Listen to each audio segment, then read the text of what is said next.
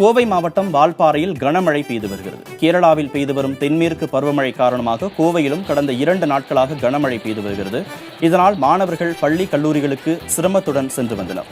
இதன் காரணமாக இன்று விடுமுறை அறிவிக்கப்பட்டது. வால்பாறையில் 99 மில்லிமீட்டரும், சோலையார் அணை பகுதியில் 132 மில்லிமீட்டர் மழையும் பதிவாகியுள்ளது. சின்னக்கல்லாரில் 125 மில்லிமீட்டரும், நீரார் அணை பகுதியில் 97 மில்லிமீட்டர் மழையும் பதிவாகியுள்ளது.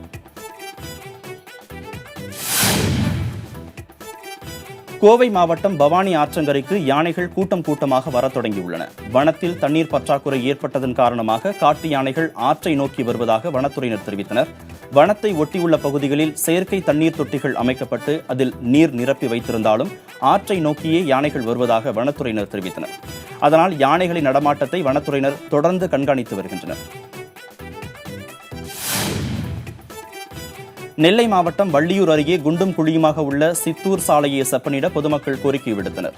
மடபுரத்திலிருந்து சித்தூர் வரை 10 கிலோமீட்டர் தொலைவு கொண்ட இந்த சாலை சேதமடைந்திருப்பதால் மிகுந்த சிரமத்திற்கு ஆளாகியுள்ளதாக வாகன ஓட்டிகள் தெரிவித்தனர். உடனடியாக சாலையை புனரமைக்க சம்பந்தப்பட்ட துறை அதிகாரிகளை மக்கள் வலியுறுத்தினர்.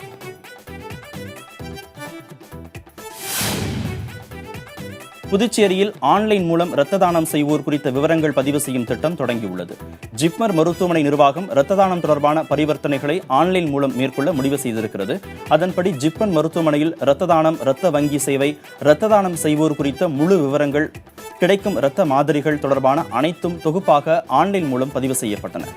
புதிதாக அதிநவீன இரத்த வங்கியை அமைக்க திட்டமிடப்பட்டிருப்பதாகவும் மருத்துவமனை நிர்வாகம் தெரிவித்திருக்கிறது.